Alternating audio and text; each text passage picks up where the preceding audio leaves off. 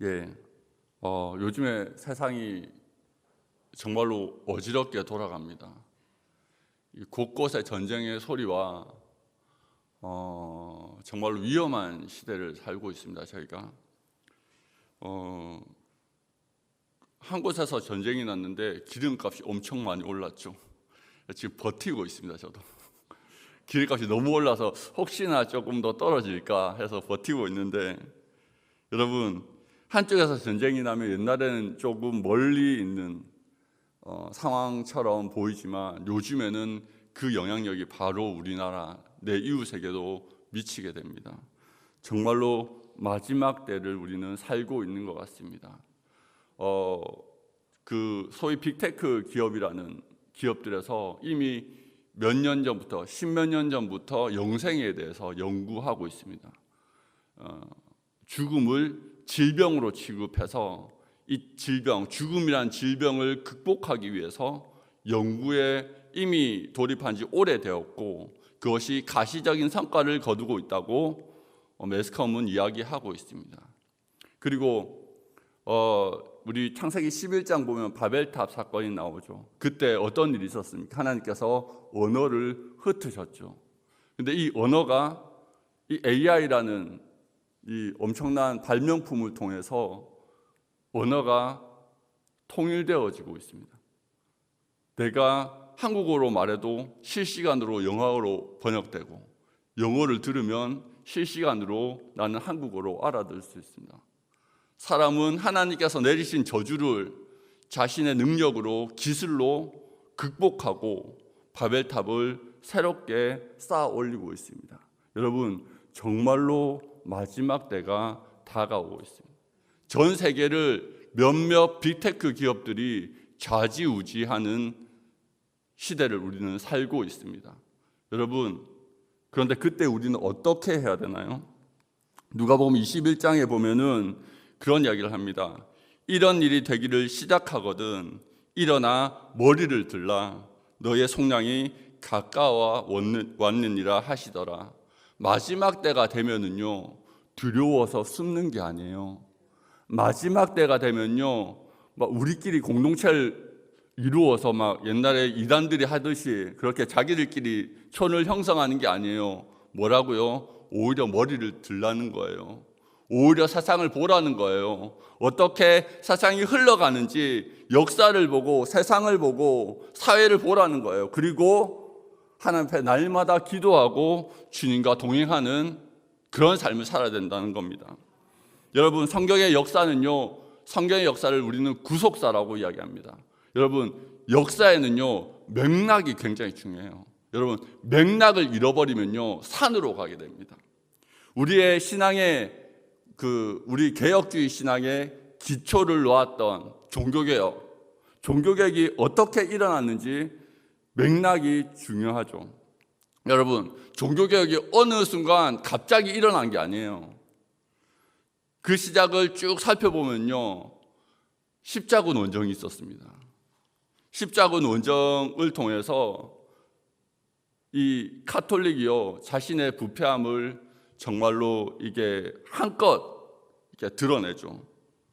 권력을 위해서, 자신들의 이익을 위해서 종교라는 이름을 가져다가 사람들을 죽이고 오히려 이방인들을 핍박해서 지금도 이슬람 사회에서는 십자군이라고 하면 치를 떠는, 그래서 성괴기를 오히려 막아버리는 그런 일들이 발생합니다. 이 십자군 원정 때 동서양의 교류가 확대되면서 이 교류를 통해서 뭐가 들어오냐면 쥐떼들이 들어와요. 그래서 중세 유럽에 흑사병이 퍼집니다. 그 흑사병을 통해서 유럽의 어마어마한 인구들이 죽어나가요.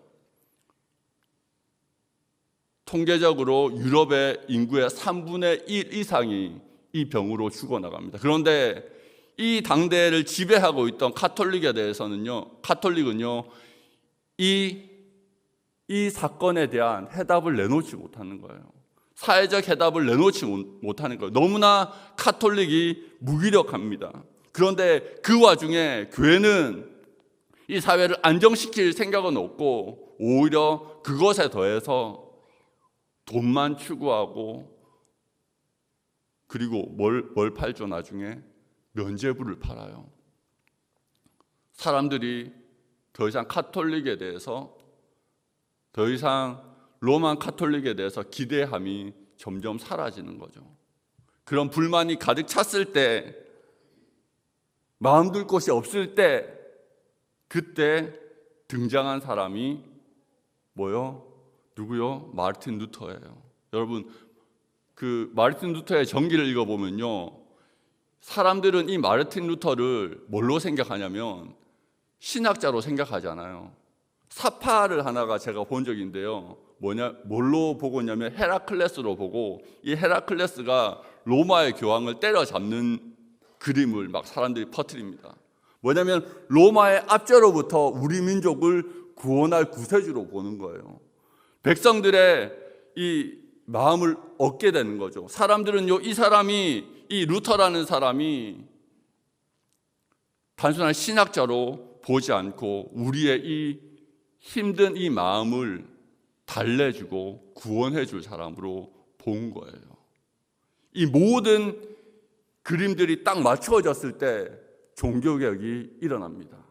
여러분, 이 종교개혁은 한 사람의 슈퍼맨이 나와서 한 것이 아니라 하나님의 섭리 안에서 준비되어서 한 사람에 의해서 발화된 거예요. 이 종교개혁은 하나님의 일이었습니다. 제가 무엇을 말하고자 하느냐? 역사에는 맥락이 있다는 거예요. 역사에는 원인과 과정과 결과가 있다는 거예요. 우리의 구원의 역사에도 원인과 과정과 결과가 있습니다. 주님 우리를요, 하나님의 형상으로 창조하셨어요. 창세기 1장 26절부터 처음 등장하는 인간의 존재는요, 하나님의 형상을 쫓아서 창조함을 받았습니다. 그 목적은 하나님을 닮은 존재로서 하나님과 교제하고 그 이웃을 사랑하며 하나님의 뜻을 받들어 만물, 이 세상을 다스리는 기쁨에 주님과 함께 참여하기 위함입니다. 대초에 하나님은 일을 하셨어요. 그리고 그 일의 결과들, 그 창조의 결과들은요, 하나님을 매우 흡족하게 만드셨습니다. 그래서 창세기의 본문은요, 창조의 몇 페이지마다 뭐라고 하고 있냐면 계속 보기에 좋았다라고, 매우 좋았더라고, 창세기의 그 창조의 그 장마다 그렇게 이야기하고 있어요. 하나님은요, 자신의 창조 행위를 기뻐하시고 즐거워하셨습니다. 그리고 그 창조의 그 현장에 자신의 형상인 사람을 만들어서, 우리를 만드셔서 그 기쁨을 나누고 그리고 그 기쁨을 함께 즐기도록 하셨습니다.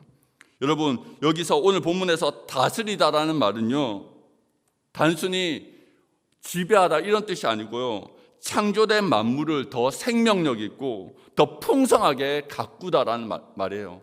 지금 말로 더 가깝게 바꾸면 경작하다, 가꾸다, 그런 뜻입니다.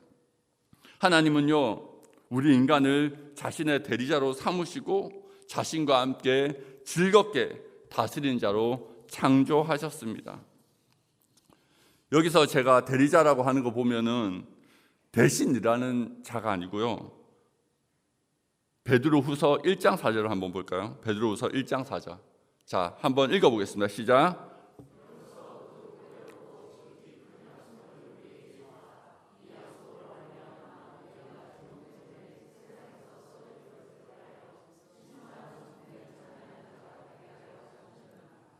예, 여기서 이 베드로후서 본문에서 신성한 성품에 참여하는 자는요, 데이아스 코이노노이 휘세오스라는 말을 번역한 거예요. 이 말이 무슨 뜻이냐면요, 하나님의 존재와 교제하다라는 뜻입니다. 우리를요, 창조하고 그리고 구속하신 이유는요, 단순히 일을 시키는 대리인이 아니라 하나님 안에서 하나님과 깊은 교제를 나누고자 창조하시고 또 지금 우리를 구속하셨다라는 뜻입니다. 우리의 구속 목적은요, 하나님과 깊은 교제 가운데 주님과 동행하고 주님과 뜻을 나누면서 주님의 뜻을 받들어 이 땅 가운데 하나님의 다스리심을 실현하고 구현하는 자로 우리가 이 땅을 살아야 된다는 의미입니다. 하나님은요, 그 목적을 포기하지 않으셨어요. 그 창조의 목적을요, 포기하지 않으셨습니다. 지금도 여전히 우리를 통해서 이 땅을 다스리기를 원하십니다. 그것을 위해서 하나님은 신실하게 우리를 빚어가십니다. 로마서 8장 29절 한번 띄워주시겠습니까? 한번 같이 읽어보겠습니다. 하나님이 미리 하신 자들 또한 그 아들의 형상을 본받게 하기 위하여 미리 정하셨으니 이는 그로 많은 형제 중에서 맏아들이 되게 하려 하심이라.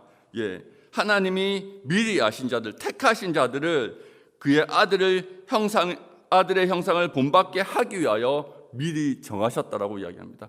우리를 예수 그리스도를 닮도록 그렇게 정하시고 우리를 빚어가신다는 거예요. 왜? 예수님이 이 땅 가운데 어떻게 사역하셨어요? 그분과 하나님과 깊이 교제하면서 사역하셨어요. 예수님께서 뭐라고 말씀하셨냐면 내가 아버지께서 하신 일을 보지 않고는 내가 아무 일도 할 수 없노라. 하나님이 하신 일을 보아야지만 자기가 이 땅 가운데 살아가고 또 하나님과 동행하면서 살아야지만 이 땅 가운데 아버지의 일을 이룰 수 있도록 자기가 그렇게 사셨다는 말입니다. 여러분, 이 구절들을 묵상해 보면요, 그리스도를 본받는 것은요, 하나님이 의도했던 온전한 하나님의 형상을 닮아가도록 우리를 지금도 이끌어 가시고 빚어 가신다는 겁니다. 우리가 아들을 닮게 하시겠다는 것은요, 예수 그리스도께서 이 땅에 사역하셨던 것처럼 우리 또한 이 땅에서 그렇게 살아가도록 그렇게 이끄시겠다는 말이에요. 여러분, 그리스도를 본받는 것은요, 우리 그리스도인에게 당연한 바입니다. 왜냐하면 그분이 우리의 생명이 되시기 때문입니다. 여러분, 제가 그 이야기를 들었어요. 사람이 뇌에 생각을 하고 사고를 하잖아요. 그거를 하는 머릿속의 기관이 뉴런이라고 그래요. 뉴런이라고 그러죠. 수많은 머릿속에, 뇌 속에 뉴런이 있습니다. 그런데 심장을 이식받거나 장기를 이식받으면요, 그런 현상이 가끔 나타난다는 거예요. 그 심장 이식을 받은 사람이 가끔 자기도 이해하지 못할 기억과 행동을 하게 된다는 거예요. 연구를 해보니까 심장에도 뉴런이 있대요. 다른 장기에도 뉴런이 지식세포가 분포되어져 있다는 거예요. 무슨 뜻입니까? 우리가 그리스도의 생명을 받고 그리스도가 내 심장이 되었다면 그리스도의 뉴런, 그리스도의 생명이 우리를 이끌어 간다는 겁니다. 여러분, 천지를 창조하시고 만물을 창조하신 분께서 우리를 창조하시고 우리의 영혼도 창조하셨어요. 저는요, 물질 세계에 흐르는 법칙이 영적인 세계에도 동일하게 적용된다고 믿습니다. 왜? 동일하신 분이 창조하셨기 때문입니다. 우리 안에 그리스도의 심장을 품었다면 그리스도의 마음도 품는 것이 당연하고 그 뜻대로 살아가는 것도 당연하다고 믿습니다. 여러분, 그런 삶을 사시기를 축복합니다. 여러분, 우리가 사탄의 말을 듣고 옛 뱀의 말을 듣고 타락합니다. 뱀의 미혹에 빠져서 하나님에 대한 믿음과 헌신이 아닌 내가 하나님의 이 되는 길을 택했을 때 하나님은요, 슬퍼하시고 바로 다음 원시복음을 우리 가운데 주셨어요. 여자의 후손이 날 것인데 그 여자의 후손이 뱀의 머리를 상하게 할 것이라고. 여러분, 그 복음을 주시고 그 이후로 계속해서 우리를 향한 구원의 계획을 이끌어 오셨습니다. 그리고 그 계획은 예수 그리스도를 통해서 우리 가운데 지금도 이루어지고 있습니다.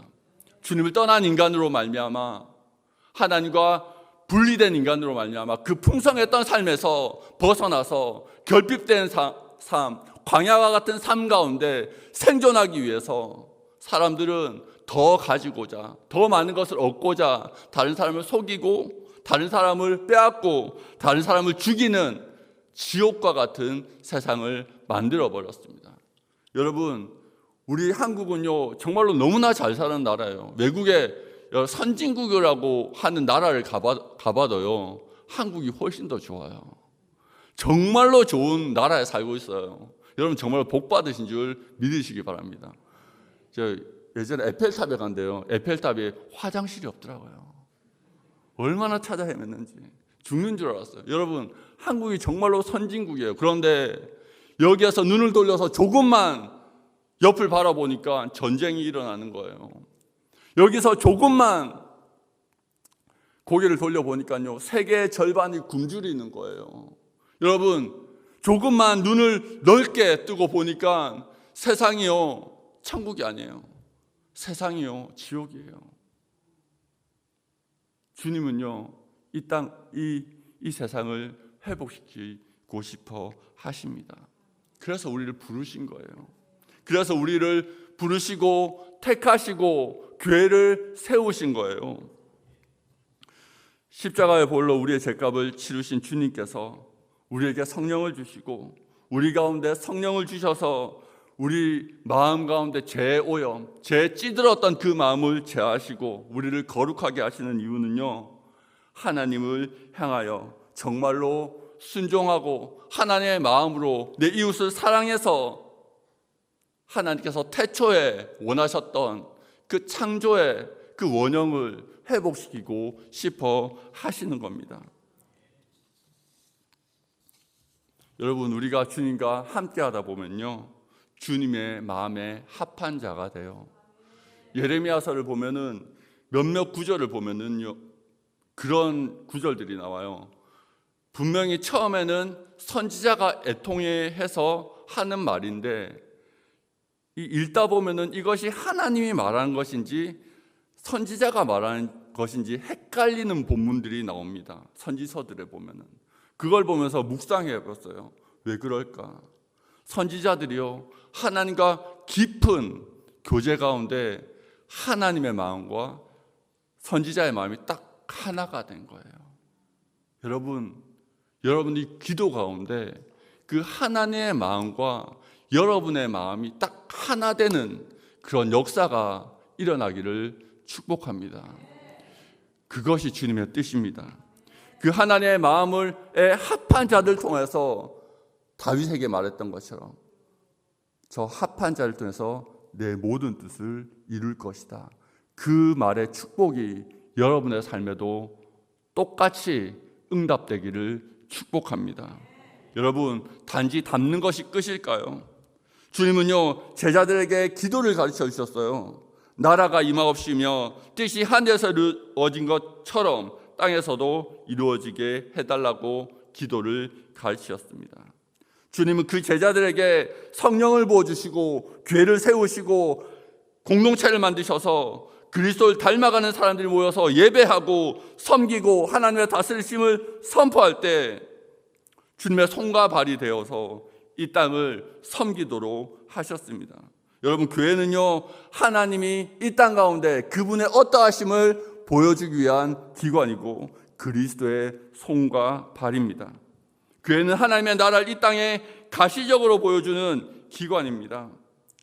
종과 주인이 하나가 되고 형제가 되고 원수가 지체가 되고 한 몸이 되고 가난한 자와 부유한 자가 하나 되는 역사를 보게 되는 곳, 그곳이 교회입니다. 연약한 자가 돌봄을 받고 회복되며 강한 자가 연약한 자를 담당하는 그런 아름다운 세상, 그것을 보여주는 것이 교회입니다. 여러분, 이사야서 11장 6절에서 9절 있나요? 한번 같이 읽어보겠습니다. 그때 이리가 어린 양과 함께 살며 표범이 어린 염소와 함께 누우며 송아지와 어린 사자와 살찐 짐승이 함께 있어 어린아이에게 끌리며 염소와 곰이 함께 먹으며 그것들이 새끼와 함께 엎드리며 사자가 소처럼 풀을 먹을 것이며 젖먹는 아이가 독사의 구멍에서 장난하며 젖된 어린아이가 아멘. 여러분, 신약의 교회와 이 이사야서 이 11장의 말씀이 오버랩 되지 않습니까? 강한 자가 오히려 연약한 자에게 져주고, 여러분, 그것이 하나님의 나라고 그것이 교회고, 그리고 그 교회를 통해서 세상은 하나님의 나라에 대한 소망을 보게 됩니다. 여러분, 그렇게 교회는요, 이 땅 가운데 임할 하나님 나라에 들어갈 연습을 하는 곳이에요. 여러분, 하나님의 나라는요, 반드시 옵니다. 여러분, 우리 개혁주의는요, 역사적 전천년설을 믿어요. 천년왕국이 먼저 있고 그 다음에 뒤에 하나님이 예수 그리스도께서 재림하는 역사적 전천년설을 믿습니다. 여러분, 그 하나님의 나라가 도래할 때 이 일이 완성되어진다는 겁니다. 이 일이 완성되어진다는 거예요. 여러분, 창세기 1장과요, 창세기 1, 2장과요, 요한계시록의 마지막 장은요, 하나예요. 그거를 문학적 용어로 수미상관이라는 거예요. 머리와 꼬리가 같아요. 하나님은요, 자신의 창조 목적을 잊어버리지 않으셨습니다. 우리와 더불어 세상을 다스리며 그 기쁨을 나누기를 원하십니다. 그래서 그 땅 가운데 하나님 나라에 들어가기 위해서 우리를 그 땅에 맞는 사람으로 이 교회 가운데 훈련시키시는 겁니다.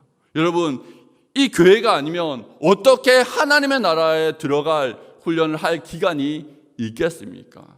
그래서 교회를 귀하게 여겨야 되는 거예요. 교회를 내 몸처럼 섬겨야 되는 거예요.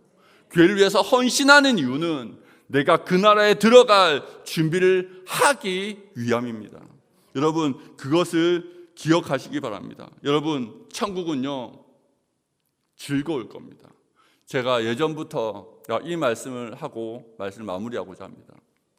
천국은요, 기쁠 거예요. 이 땅보다 훨씬 더 다이나믹할 겁니다. 왜냐하면 그 땅에는 지침도 없고 질병도 없고 에너지가 깎이지도 않고 계속해서 즐거울 것이기 때문입니다. 제가 24살 때인가요? 선교한국이라는 집회에 참여했습니다. 그때 마지막 프로그램이 예배였습니다. 예배였는데 7시부터 새벽 2시까지 예배를 드렸어요. 안 지치는 거예요. 예배 드리면서 생각했습니다. 천국에 가면 이렇겠구나. 진짜 천국 가야 되겠다. 이렇게 기쁘고 행복한 예배를 지치지 않고 드릴 수 있다니. 그리고 그곳에는 먼저 보낸 내 사랑하시는 분들이 너무나 많은 거예요. 그리고 지금은 떨어져 있지만 열방 가운데 주님과 동행하면서 하나님의 나라를 위하여 헌신하는 분들을 그곳에는 무한정 만날 수 있는 거예요. 얼마나 기쁩니까? 여러분, 우리의 삶은요, 이 세상은 그냥 훈련장일 뿐이에요. 너무 착각하는 게, 사람들이 신앙생활하면서 착각하는 게 있어요. 이 세상이 끝인 줄 알아요. 아니요. 주님은요, 이 땅을요, 훈련장으로 만드셨습니다. 이 교회를요, 훈련장으로 만드셨습니다. 어디에서 살기 위한? 진정한 하나님의 나라에서 살기 위한, 이 땅에서 잘 섬기는, 교회에서 잘 섬기는 헌신하는 자들이 천국에서, 야, 너는 10골 받아서 다스려. 야, 너는 5골 받아서 다스려. 야, 너는 한 골 받아서 다스려. 하실 거라니까요. 어쩌면 천국은 이 땅보다 훨씬 더 빈부의 격차가 클 거예요. 물론 가난하다고 굶지는 않을 겁니다. 여러분, 천국을 사모하시기 바랍니다. 이 땅이 끝이 아니고 이 땅에 죽을 것으로 심어서 영원한 것으로 거두는 그런 멋진 인생을 살기를 축복합니다. 기도하겠습니다.